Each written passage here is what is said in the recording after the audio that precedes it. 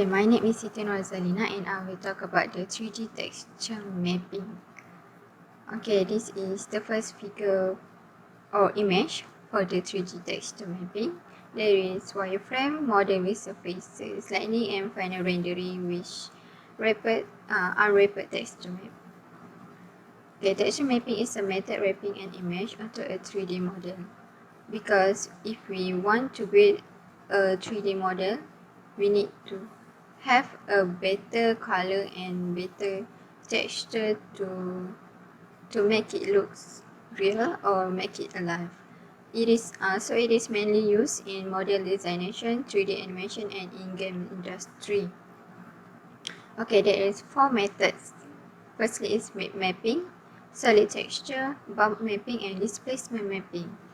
The map mapping is to prevent the aliasing problem with pre-filter texture by creating multiple copies of a texture mapping image with lower resolutions. For the solid texture, a solid texture which is into 3D space, it is to create an object that looks like carved from textured material. For example, for a cube that have the wood texture.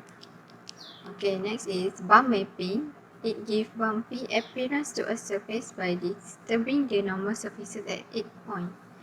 But bump mapping, no bumpiness to the profile edges of the model. Displacement mapping modify both position and normal surfaces, giving bumpiness to the profile edges of the model. Okay, this is the comparison for the bit mapping before or after. So it shows that bit mapping prevent the anti-aliasing for the right image. So this is the bump mapping and displacement mapping. Bump mapping, there is no bumpiness and it looks smooth, but displacement mapping is like it's too bumpiness to have a 3D texture, so it will not look so real. Okay, for example, on polyhedral surfaces, which surfaces can split into many triangles, rectangles, and so on.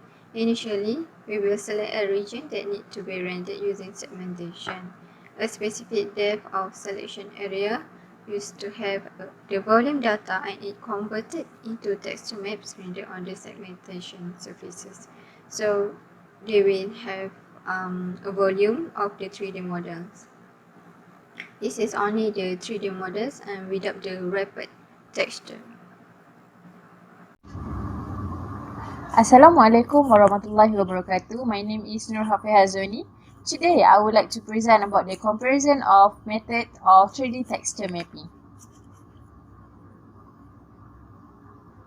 Okay, first, I would like to compare between the parametric and the non-parametric texture mapping. For the non-parametric texture mapping, we can see that the texture size and the orientation are fixed, and they are unrelated to size and orientation of the polygon, and it gives cookie cutter effects. You can see on the diagram that the texture is not the texture size is all the same. It didn't change according to the size of the polygon. And for the parametric texture mapping, we can see that it has separated texture space and screen space, and the polygon as before but in texture space, and it rendered the texture polygon into screen space. We can see that the texture is follow the size of the polygon. That's the difference between parametric and the non-parametric texture mapping. Next is we will compare between the displacement mapping, bump mapping, and normal mapping. First, displacement mapping is actually it modifies of an object. It modifies the surface of an object, and it creates a realistic detail. And for the bump mapping, it creates illusion of depth and texture. It creates fake detail. And for the normal mapping, no additional resolution needed. It simulates detail on surface. You can see from the slide, as the number increase, it increasing in rendering time.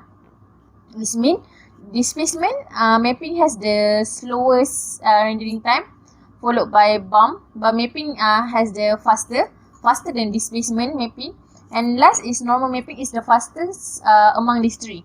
We will see for the next, this is the diagram about, this is a example picture about the displacement mapping, normal mapping, and bar mapping. From this, we can see why it has different rendering time. We also can see from here, from this coconut, I'm not sure it's coconut or nut, but we can see that the textures is different.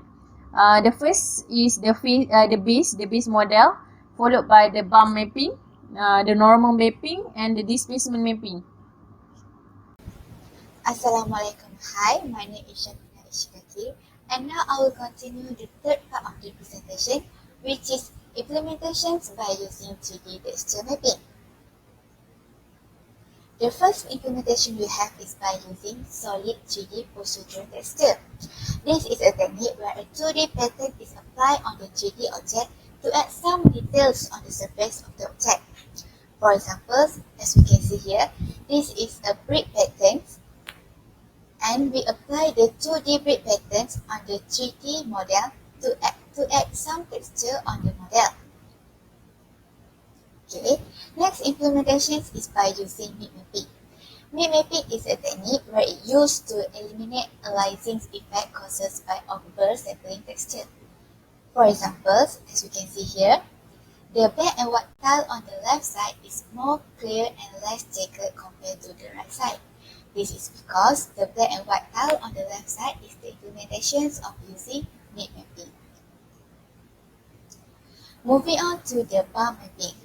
Bar mapping usually can be found on the 3D surface to make the surface texture become more realistic. As shown in the figure here, this is the models before the bar mapping implementation, and this is the model after the bar mapping implementation. We can see here, the model have more bump effect compared to the previous one, and it have more details and look more realistic compared to the previous model. And the last implementation is by using displacement mapping. Displacement mapping is almost similar to the bar mapping, but it have a great sense of depth and have more finer detail compared to the bar mapping.